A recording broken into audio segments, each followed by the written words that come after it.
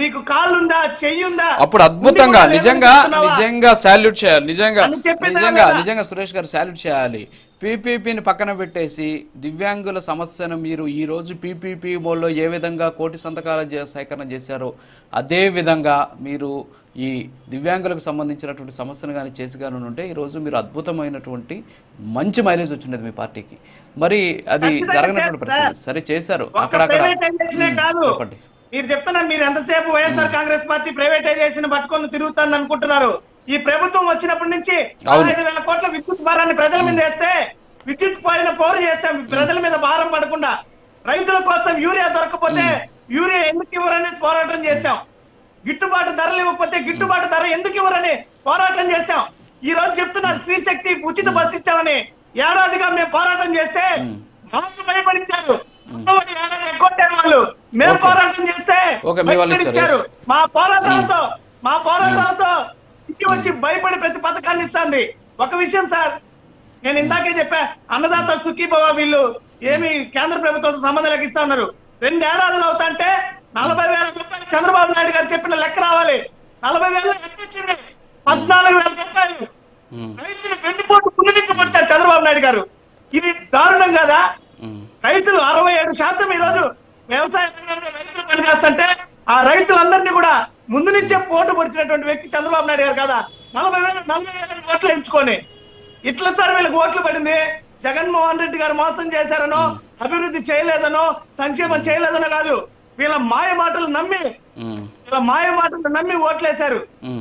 ఒక్క పెన్షన్ చెప్పండి sir, SC ST BC మైనారిటీలకు 50 సంవత్సరాలకు పెన్షన్ ఇస్తా అన్నారు. చేతన అవుతుందా? ఓట్లు మాత్రం వేసుకున్నారు, ఓట్లు మాత్రం బీసీల దగ్గర వేసుకున్నారు, ఓట్లు మాత్రం మైనార్టీల దగ్గర వేసుకున్నారు. వాళ్ళకి అక్కడ 4,000 పెన్షన్ ఎందుకు ఇవ్వడం లేదు? ఏమైపోయింది ఆ హామీ? ఈ రోజు మహిళలకు 15,000 అన్నారు. ఏదో పీపోర్ అంట.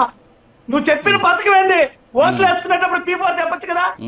ఓట్లు వేసుకునేటప్పుడు నీకు 15,000 అధికారం వచ్చేసిన తర్వాత పీపోర్ ప్రజలు చెవులో పూలు పెడుతున్నాడు చంద్రబాబు నాయుడు. ఇదా ఇంత దారుణమైన ప్రభుత్వం ఆడు సార్. ఉచిత బస్సు ఇచ్చామని డబ్బులు తెచ్చుకుంటారు. 11 రకాల ఆర్టీసీ బస్సులు ఉన్నాయి. ఏం మహిళలు, ఆంధ్ర మహిళలు అంతరాన్ని వల్ల ఆర్టీసీ బస్సు ఎక్కకుండా, సూపర్ ఎక్స్ప్రెస్ బస్సులు ఎక్కకూడదా మహిళలు? ఆంధ్ర మహిళలు అంతరాన్ని వల్ల ఆ బస్సులకి పరిమితమైన బస్సులు ఎందుకు పెట్టారు? ఇది ఆ పథకము. మహిళలు ఏడన్నా అడిగారా సార్ ఇవి? ఓకే సురేష్ గారు, అంటే ఇప్పుడు ఏంటి సరే కరెక్టే, పగిలిపోయిన విరిగిపోయిన బస్సులు మీరు చెప్పారు కరెక్టే. మీరు చెప్పినటువంటి బస్సులు ఎక్కడన్నా మొరాయించడం, స్టార్టింగ్ లో జరిగే 1-2 మొరాయించడం కానీ, లేకపోతే నిజంగా మహిళలు రోడ్డు మీదకి వచ్చేసి నిజమే కరెక్టే మాకు అలా అన్నారు, మాకు ఏసీ బస్సులు పెట్టట్లేదు అని చెప్పేసి కానీ, కాదు కదా ఏసీ బస్సులు పెట్టట్లేదు అది మొత్తం మీరే చెప్పండి. ఇప్పుడు సమస్య ఏమొస్తుందంటే, ఒక పథకం అమలు చేయకపోతే ఏమో ప్రభుత్వం చేతగాంతనం, అమలు చేస్తే ఏమో మా పోరాటాల ఫలితం. కాదు సార్ పథకాలు అమలు చేయకపోతే ఏమో కూటమి చేతగాంతనం, అమలు చేస్తే మాత్రం కాదు సార్ సురేష్ గారు ఇప్పుడు పథకాలు అమలు చేస్తే ఏమో, అమలు చేయకపోతే ఏమో కూటమి చేతగాంతనం, అమలు చేస్తే మాత్రం మా పోరాటాల ఫలితం అని మీరు అంటున్నారు. ఓకే, ఎలాగైనా సరే అల్టిమేట్గా అంతిమంగా ప్రజలకి మేలు జరగాలి. అది ప్రభుత్వం అయినా ప్రతిపక్షం అయినా చేయాల్సింది అదే. అయితే ఇక్కడ నేను అడుగుతున్నది ఏంటి అంటే, ఇప్పుడు ఇవన్నీ కూడా మీరు అంగీకరించరా? ఇన్ని కోట్లు ఖర్చు పెట్టింది కూడా అంగీకరించరా? ఒప్పుకోరా మీరు? రాజుగారు, నేను ఒక విషయం చెప్తాను, బాగా వినండి. 35 మార్కులు వస్తే పాస్ అవుతాడు విద్యార్థి. 35 మార్కులు రాకుండా 34 తెచ్చుకొని 34 మార్కులు తెచ్చుకున్నాడు కదా, పాస్ అయిపోయినట్టే ప్రకటిద్దామా? అంతే కదా. ఇప్పుడు అదే కదా, ఇప్పుడు 40% ఓటు బ్యాంక్ ప్రధాన ప్రతిపక్ష హోదా అన్నట్టు అడుగుతుంది. సరే